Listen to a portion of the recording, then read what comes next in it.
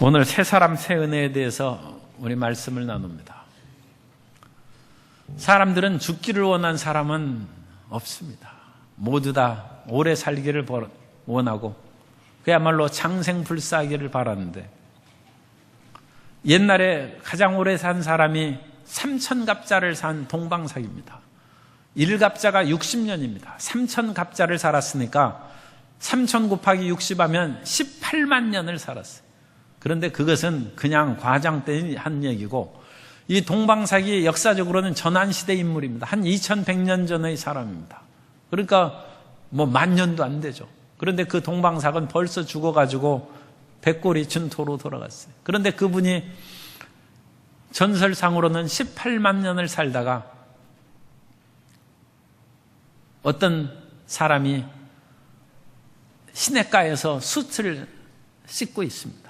그래서 숯을 왜 씻습니까? 그랬더니 내가 이 숯을 씻어가지고 하얗게 만들려고 그런다. 그러자 동방삭이 내가 18만 년을 살아왔지만 이런 일은 내가 처음 듣는다. 그러자 그 노파가 갑자기 저승사자로 변해서 내가 너무 당신이 변장하고 다녀가지고 못 찾았는데 이제야 잡았다 해가지고 데려가가지고 그때 이제 죽었다는 것입니다. 사람들이 아무리 오래 산다 할지라도 육체적으로는 영원히 살 수 없습니다. 성경은 사람이 한 번 죽는 것은 정한 이치라고 말씀하고 있습니다. 그러면 우리가 영생을 얻는다는 것은 무슨 의미입니까? 우리의 육신이 그리스도 예수 안에서 180도로 변화된다는 것입니다. 우리가 예수님 안에서 어떻게 변화되어서 영원한 생명을 얻는지 우리가 오늘 말씀을 통하여 함께 은혜를 나누고자 합니다. 첫째로, 예수님을 믿을 때 새로운 인생의 길이 열립니다. 예수님을 믿어야 새 사람이 되는 것입니다. 종교적이거나 의식적이고 형식적인 삶으로는 새 사람이 될 수 없습니다. 많은 사람들이 한 번씩은 누구나 생각합니다. 인생이 어디에서 와서 왜 살며 어디로 가는가? 그거에 대해서 마음 답답하게 생각하고, 그런 생각이 들었을 때 종교의 기회에서 종교 생활을 하게 합니다. 세상에서 여러 많은 종교들이 있지만 그런 종교 가운데 참 훌륭한 종교 가운데 하나가 유대교입니다. 구약시대에 예수님이 아직 오시기 전에 믿던 그런 구약의 종교입니다. 그런데 그 유대교를 열심히 믿던 니고데모라는 사람이 있었습니다. 그런데 그 니고데모는 유대인으로 태어나서 그런 생활 속에서 살아갔고, 또 유대교에 열심히 있는 율법학자로서 공부를 많이 했는데도 불구하고 영원한 생명에 대해서 확신이 없었어요. 그래서 예수님을 찾아와서 내가 어떻게 해서 영생을 얻고 하나님의 나라에 들어갈 수 있습니까? 그것을 여쭈어 봤습니다. 그러자 예수님께서는 요한복음 3장 5절 이하에서 말씀합니다. 예수께서 대답하시되 진실로 진실로 내게 이르노니 사람이 물과 성령으로 나지 아니하면 하나님의 나라에 들어갈 수 없느니라. 육으로 난 것은 육이요 영으로 난 것은 영이니 내가 내게 거듭나야 하겠다 하는 말을 놀랍게 여기지 말라. 사람은 그냥 태어나서는 영원히 못 살고 거듭나면 영원히 살 수 있다는 것입니다. 육체에서 난 것은 육체니까, 육은 흙에서 만들었으니까 흙으로 돌아가는 것이지만, 성령으로 말미암아 거듭난 사람은 영원히 살아계신 성령으로 말미암아 영원히 살아있게 되는 것입니다. 그것이 인간이 개조되는 것입니다. 인간이 완전히 180도로 벗어나는 것입니다. 옛날부터 사람들은 어떻게 인간을 개조할까? 그것을 생각을 많이 해왔습니다. 사람에게는 육체도 있고 마음의 지성도 있고 감성도 있고 오성도 있고 영성도 있습니다. 이런 것들을 바꿈으로써 사람이 스스로를 개조하려고 노력해왔습니다. 지성으로 살아가는 사람은 감성으로 자기 자신을 개조하면 새로운 삶을 살아갈 수 있습니다. 육체 노동자로 살아가는 사람은 책을 보고 정신 노동자로 바꾸면 새 인생을 살아갈 수 있고, 또 예술을 하던 사람들은 음악을 하다가 미술을 하는 세계로 돌아가면 새로운 인생으로 살아갈 수 있습니다.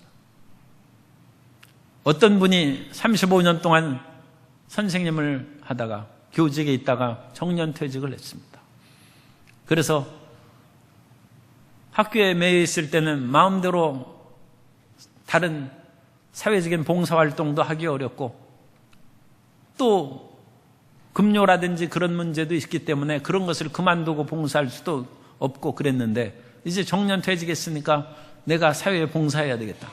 그래가지고 사회단체를 찾아가서 자기 이력을 말하면서 내가 다른 사람을 위해서 무료로 봉사하겠으니까 자리를 좀 얻을 수 있겠습니까? 그랬더니 참 안타깝게도 지금 그런 사람들이 많아서 일할 데가 없다는 거예요. 문화센터나 사회 여러 가지 그런 봉사센터가 있는데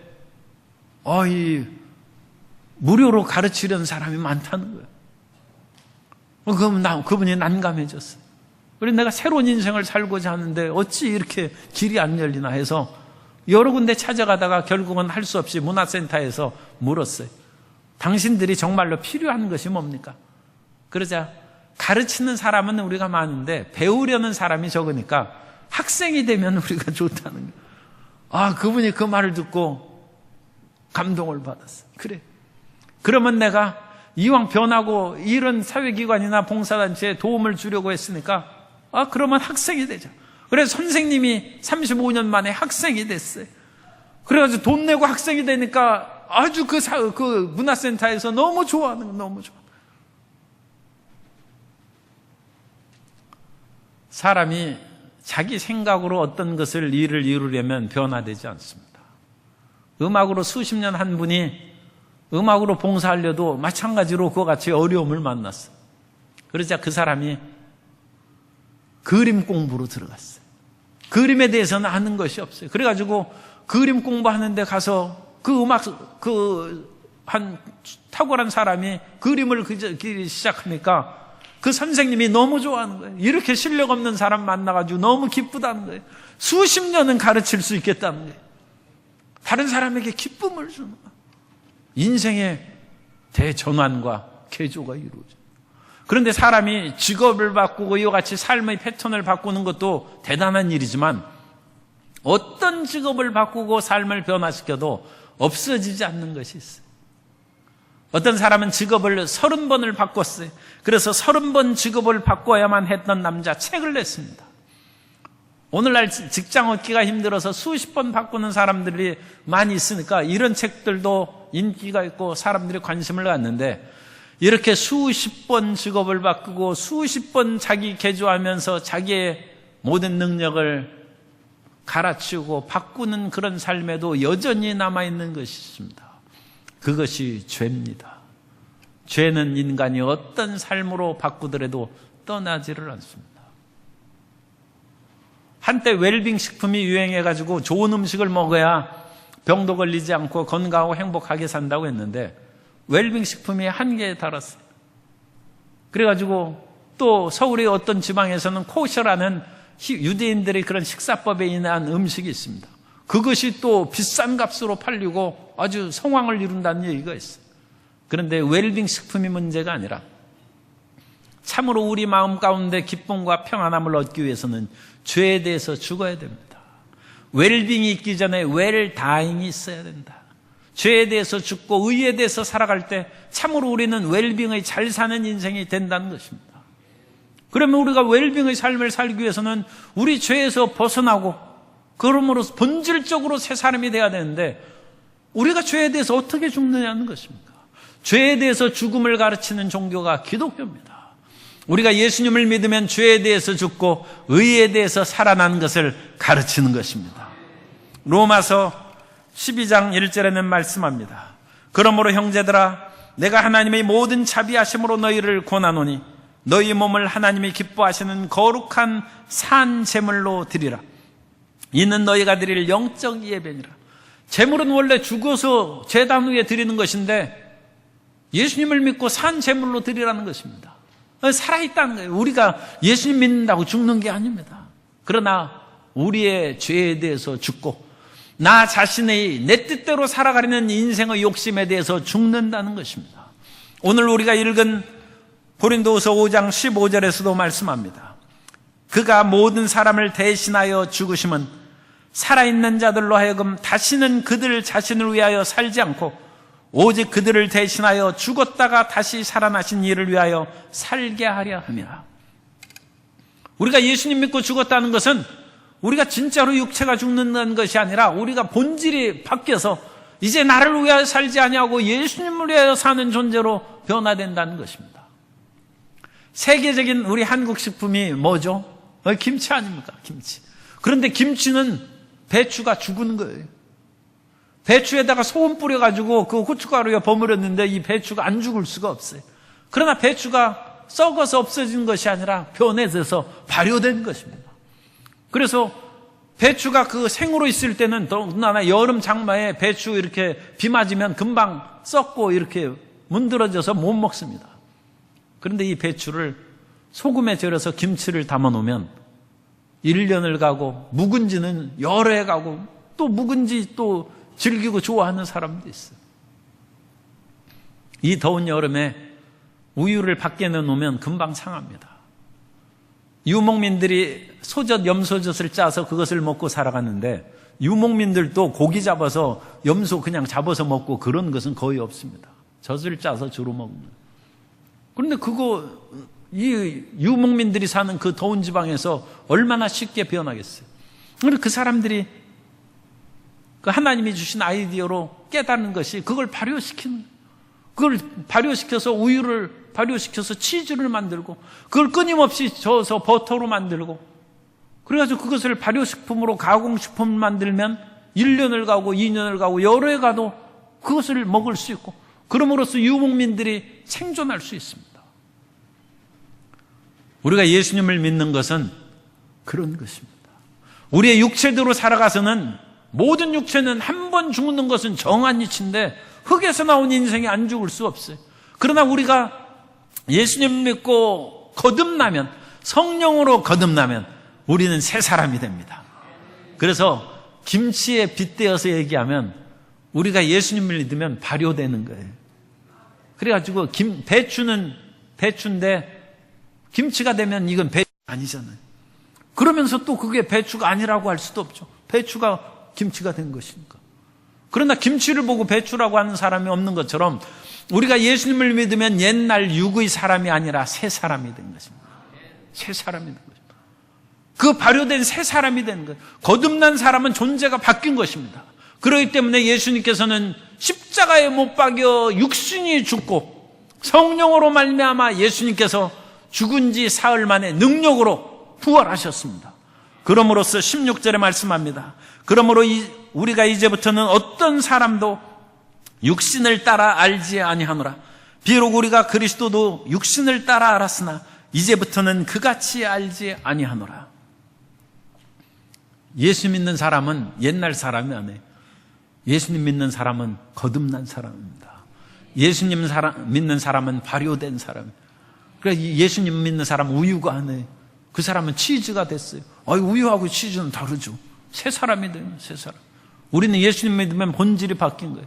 두 번째로 성령으로 거듭나면 예수님 안에서 모든 것이 새로워집니다. 모든 것이 새로워졌어요. 이제는 배추가 변했는데 그것을 배추라고 부르는 사람은 그것은 아직 어린 사람이죠. 그건 김치지 왜 배추겠어요. 어린아이는 그것을 보고 그냥 배추라고 아는 단어가 그거밖에 없으면 그렇게 얘기할 수 있어요. 우유가 변해서 치즈가 됐으면 그건 다른 이름이죠. 예수님 안에서 우리는 새로운 이름이 생깁니다. 예수님 안에서 거듭나면 우리의 이전 존재가 새로운 이름을 가진 존재로 변화된 것입니다. 베드로는 예수님을 믿고 새로운 존재가 됐어요. 원래 베드로의 옛 이름이 시몬입니다.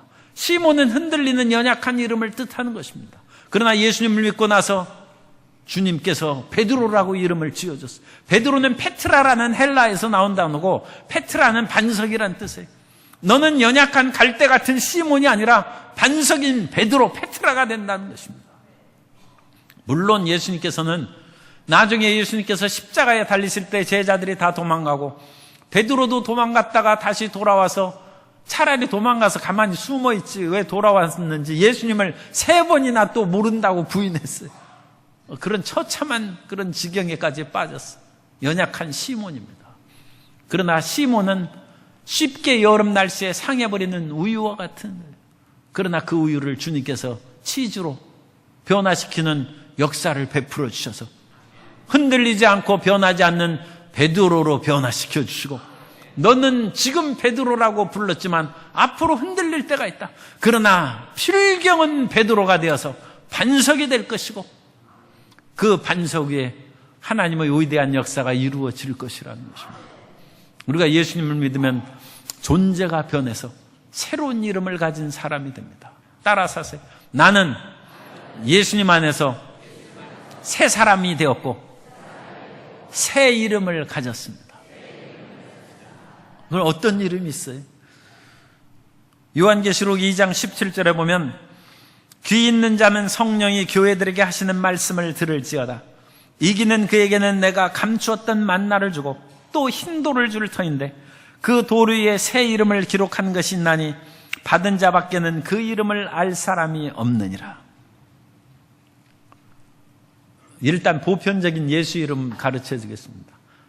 나는, 따라서 하세요. 나는 하나님의 사람입니다. 여러분 하나님 사람이 새 이름이에요. 나는 성령의 사람입니다. 나는 성령의 사람. 그게 새 이름이었어요. 그리고 주님께서 특별히 베드로라는 이름 지어주셨으면 침례 받을 때 이름 그 기회에 기도해가지고, 그러니까 침례를 받을 때 그냥 침례 받지 말고 그것을 열심히 기도해야 돼요. 그래서 침례 받을 때 주님 침례를 받는 날 또는 받고 그 밤에 잘 때 주님께서 내 새 이름을 불러주셔서 이름을 갖게 해 주옵소서. 새 이름을 받아. 그러면 새 이름을 가졌으면 새로운 신분을 가져. 이름이 바뀌었으면 신분이 달라지는 것입니다. 하나님께서는 이스라엘 백성들이 애굽에서 노예로 살아가다가 노예 생활에서 430년 만에 포로에서 나왔어요. 그런데 이 노예로 살아가는 이스라엘 백성들이 새로운 사람이 되었다고 이름을 새롭게 부어주고 새로운 신분을 부여해 주셨어요. 옛말에 좋지 않은 것이 조센징이라든지 엽전이라든지 그런 말이 일제시대 때 만들어졌어요.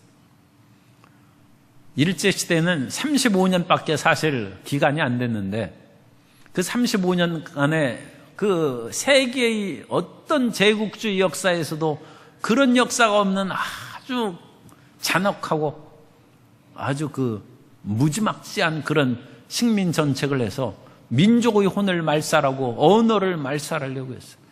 그래서 우리의 옛날에 있던 그 조선이 얼마나 탁월한 나라, 그때 일본은 왜구였어요. 외놈이죠. 그런데 이 조선의 그 나라를 조센징이라고 해가지고 천박한 이름으로 그게 식민지적인 그런 것을 심어줍니다. 엽전이라는 것으로 식민지적인 것을 심어줍니다. 그런데 이스라엘 백성들이 애굽에서 노예로 상당한 기간을 살았어요. 430년 내내 노예 살게 한 것은 아닙니다. 처음에 들어갈 때는 요셉이 국무총리하고 그랬으니까 그때는 대우받고 살았죠. 그런데 그 이후로 요셉을 알지 못하는 새 왕이 나오자 그 야곱의 자손들을 핍박하기 시작했습니다. 그러니까 어떤 기간, 정확한 기간은 아무도 알 수 없어요. 200년이 될 수도 있어요. 그런 동안에 이스라엘 백성들이 노예로 살면서 우리는 아무것도 아닌 존재다.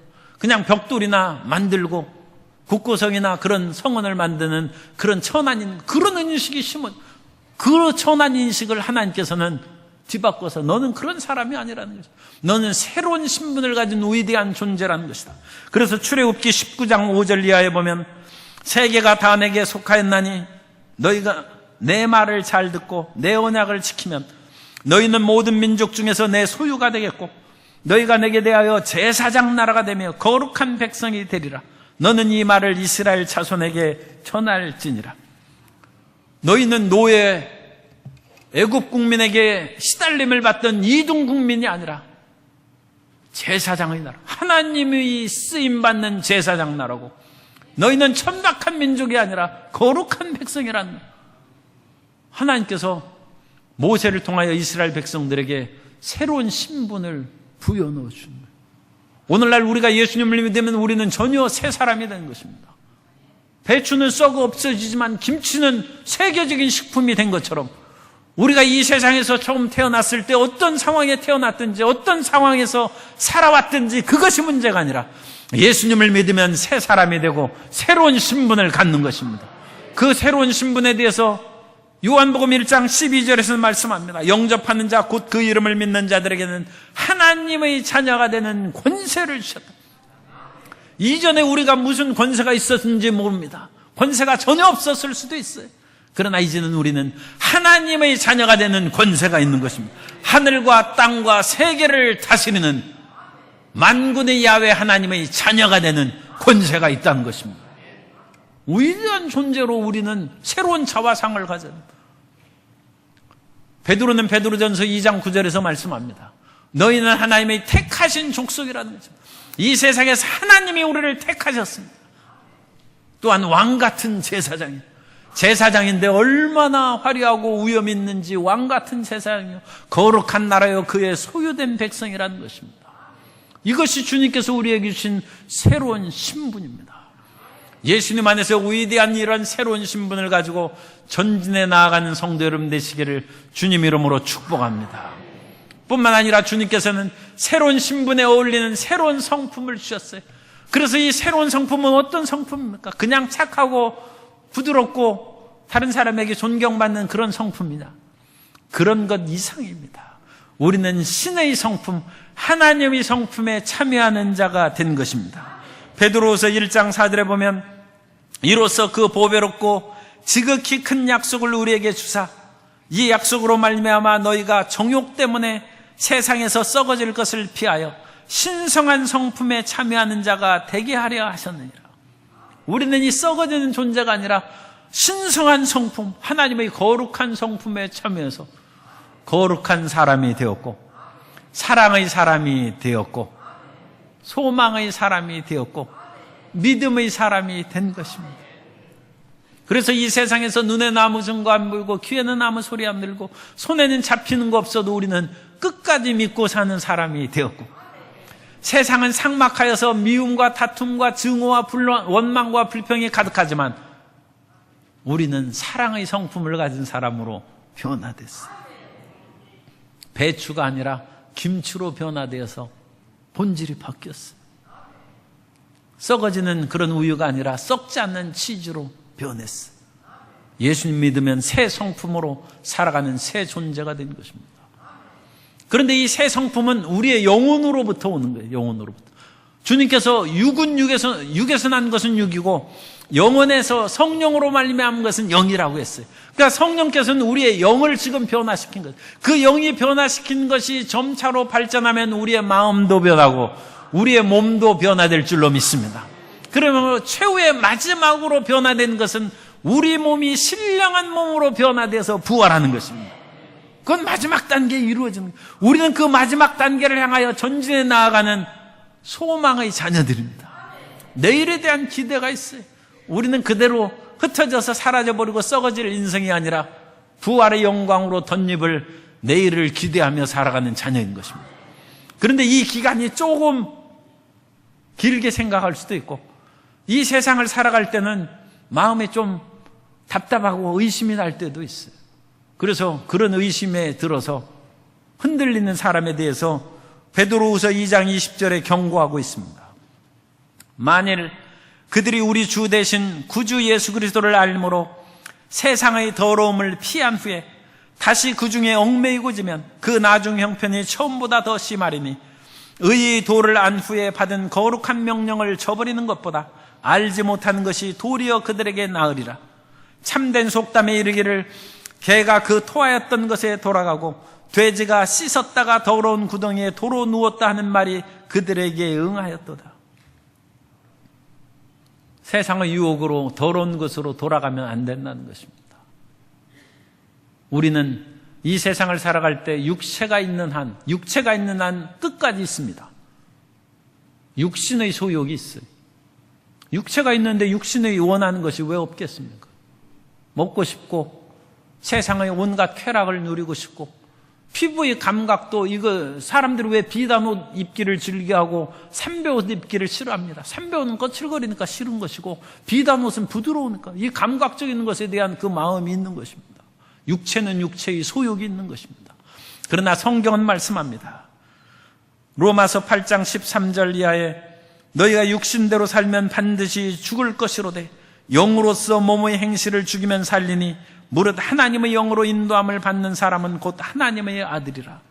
우리는 육신의 소욕을 따라서 살지 않고 영의 소욕을 따라서 살아야 될 줄로 믿습니다. 우리 옆에 계신 성도님에게 영의 소욕을 따라서 삽시다 인사하겠습니다. 그래서 주님께서 우리를 거듭나게 하셨어요. 거듭나게 하셨는데 우리가 지금 발효되고 변화된 거예요. 그런데 옛날 배추 시대로 살아가는 사람이 있다는 거예요. 그래가지고는 안 되는 것이죠.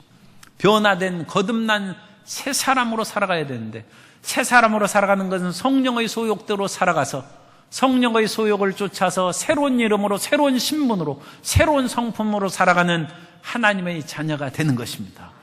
그와 같은 새로운 인생이 전개되시기를 주님 이름으로 축복합니다. 세 번째로, 우리가 예수님은 새 사람에게 사명자로 살아갈 수 있는 새 은혜를 주십니다. 주님께서는 새로운 사람에게 은혜를 주세요. 그런데 그 은혜가 무엇이냐? 새로운 사명자로 살아가는 은혜입니다. 요즘에 군대가 자꾸 좋아져가지고 옛날에는 군대 월급이 3,000원이었는데 요새 10몇만 원이래. 그래가지고 이 군대가 지금 군 생활하면 월급도 많이 받는 것이죠. 그런데 군대에서는 먹을 것 다 주고 재워주기도 하고 옷도 다 주고 그 모든 것을 다 해줘요. 그런데 군에 간 그 아들이 전화 왔어요. 나라에서 지금 군화가 떨어졌다니까 군화 하나 사서 보내십시오. 그러면 사람들이 뭐라고 하겠어요? 이게 무슨 말이 되느냐? 아니, 나라에서 데려가서 그런 일꾼으로 쓰면 모든 것을 당연히 채워주고 군화가 없으면 나라에서 빚을 내서라도 군화를 해줘야지, 그거 안 주고 자기 개인적으로 사오라고 하면 그거 말이 되겠느냐? 우리가 하나님의 나라에 부름을 받고 하나님의 자녀가 됐어요. 그러면 하나님께서 모든 것 채워주십니다. 하나님께서 모든 것을 채워주시는 것이 오중복음과 삼중축복의 은혜를 주시는 것입니다. 하나님께서 가장 귀한 그 아들을 우리 죄를 속하기 위해서 십자가에 못 박혀 피를 흘리게 하시고 우리를 구원하셨습니다. 그러므로 예수님을 믿는 사람은 죄의 문제가 해결되고 죄 사함을 받고 성령으로 거듭나게 된 줄로 믿습니다. 그러면 예수님을 믿고 우리가 군대 간 거예요. 그래가지고 하나님의 나라의 군인이 된 거예요. 그런데 군화가 없어. 그러면 그 군화를 어디에서 마련합니까? 하나님이 마련해 주셔야죠. 그래야지 집에 편지해가지고 지대 휴대폰 전화해가지고 군화 사보내라고 하면 되겠어요? 군대에서 아프면 아픈 사람이 없기를 바랍니다. 그런데 군대에서 아프면 군대에서 고쳐줘야죠. 그죠? 나라에서 부름받고 일을 시키는데 치료해줘야죠, 당연히. 치료비를 어찌 집에서 달라고 하겠습니까? 나라에서 그것을 책임지고 치료해줘야지. 예수님을 믿고 하나님의 나라 백성이 되고 하나님의 자녀가 되었은 즉 그 아들과 더불어 모든 것을 우리에게 채워주실 줄 믿습니다. 로마서 8장 32절에서 말씀합니다. 자기 아들을 아끼지 아니하시고 우리 모든 사람을 위하여 내주신 이가 어찌 그 아들과 함께 모든 것을 우리에게 주시지 아니하겠느냐. 예수님께서 우리를 구원하셨은즉 우리에게 먹을 것도 주시고 아프면 치료해 주시고 이 옷이 필요하면 하나님께서 옷도 주시고 모든 것을 주신다. 그것을 정리하는 것이 오중복음과 삼중축복이에요. 주님께서는 우리의 영혼을 구원하실 뿐만 아니라 우리의 영혼이 잘된 같이 범사에 잘되고 강건한 복을 내려주시고 우리의 영혼을 성령으로 말미암아 거듭나게 하셨은즉 세상의 위협과 두려움에서 우리가 이기고 살아갈 수 있도록 성령 충만한 복을 내려주시고 아플 때 주님께서 저가 채찍에 맞음으로 나음을 입었다는 신유의 복음으로 우리를 치료해 주시고 주님께서 필요한 모든 것들 물질로 먹이고 입혀야 될 거 아닙니까? 그러므로 예수님께서 율법의 저주에서 우리를 속량하여 주셔서 형통한 복을 내려주시고 마지막에 우리에게 영생 복락을 누리는 천국의 백성으로 인도하여 주실 줄 믿습니다.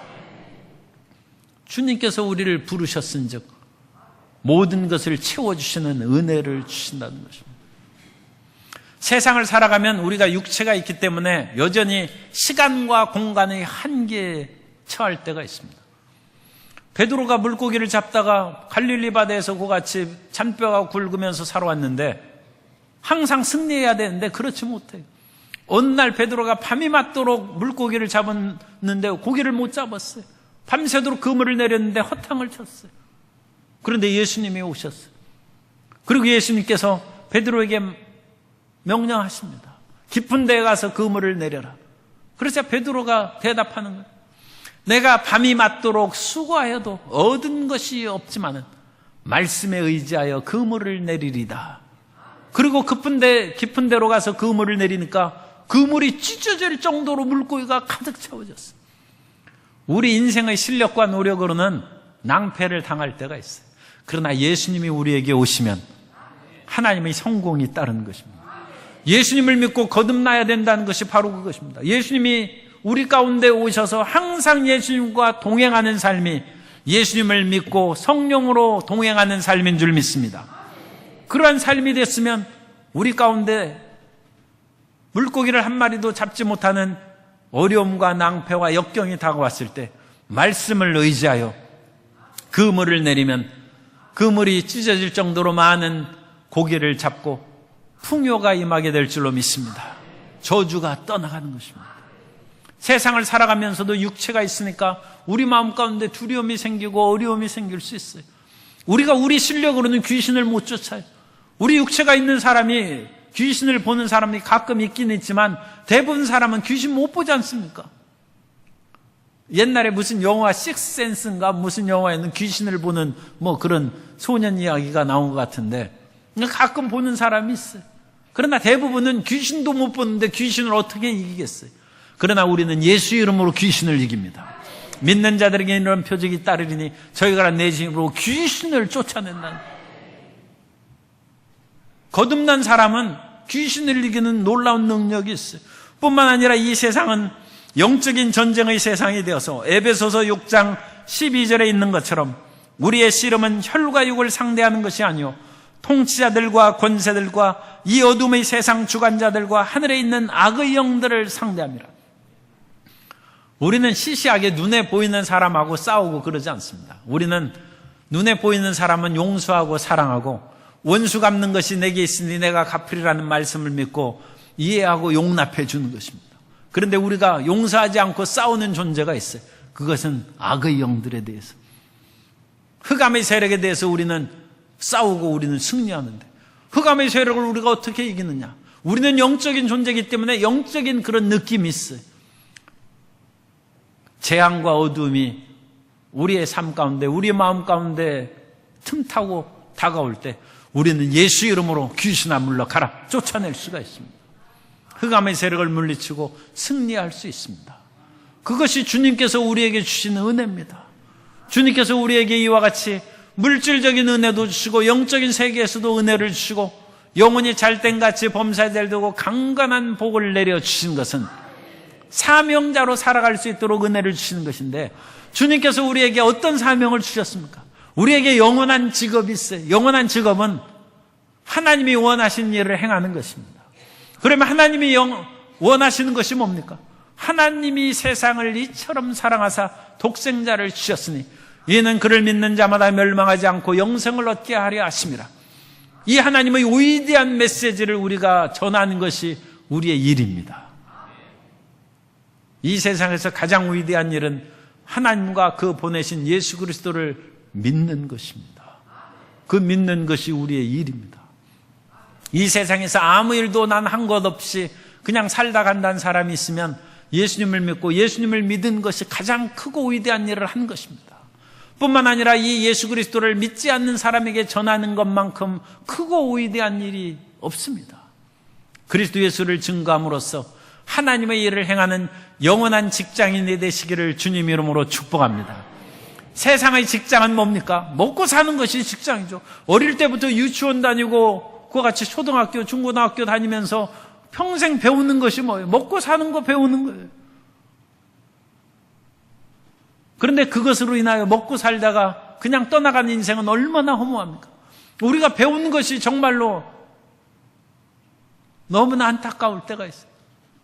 그렇죠? 그냥 먹고 살고 발버둥 치다가 제대로 먹지 못하고 발버둥 치고 살다가 가는데 인생이 어찌 그것에 모든 것을 투자할 수 있겠습니까?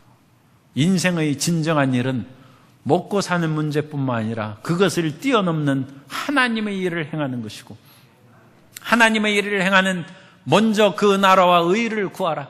그리하면 이 모든 것, 의식주의 모든 것을 너희에게 더하신다고 하나님이 약속하셨습니다. 그것이 곧 주님께서 사명자에게 주신 은혜입니다. 예수님께서 이 땅에 오셔서 피를 흘리시고 우리 죄를 사하시고 성령을 보내주셔서 우리를 거듭나게 해주셔서 배추 같고 썩어질 인생, 모든 육체는 풀과 같고 그 모든 영화가 풀의 꽃과 같으니 풀은 시들고 꽃은 떨어지되 하나님의 말씀은 세세토록 있느니라. 그래서 우리 풀과 같은 인생이 시들어 없어지기 전에 예수님을 믿으면 시들지 않는 인생이 되는 거예요. 하나님의 말씀으로 변화된 거듭난 인생이 되는 것이고, 그 거듭난 인생이 해야 될 일은 이 위대한 하나님을 믿는 것이고, 이 위대한 하나님을 전하는 것입니다. 시편 96편 2절에 야훼께 노래하여 그의 이름을 송축하며 그의 구원을 날마다 전파할지어다. 사도행전 5장 42절에는 말씀합니다. 그들이 날마다 성전에 있든지 집에 있든지 예수는 그리스도라고 가르치기와 전도하기를 그치지 아니하니라. 성전에 있을, 교회에 있을 때뿐만 아니라 집에 있을 때든지, 한마디 더 붙이면 직장에 다니든지 어디에 있든지 예수는 그리스도, 예수님은 하나님의 구원의 기름 부음 받은 자 그리스도라는 것이고, 예수님을 믿으면 참된 인생의 의미를 깨닫는 그것을 가르치고, 예수님을 믿으면 우리의 영혼과 육체와 삶의 모든 저주와 낭패에서 벗어난다는 것이고, 아직 예수님을 알지 못한 사람들이 이 예수님을 믿음으로 새 생명을 얻고 새로운 삶의 용기와 소망을 얻고 기쁨 가운데 살아가게 하는 것, 그것이 우리의 일이라는 것입니다.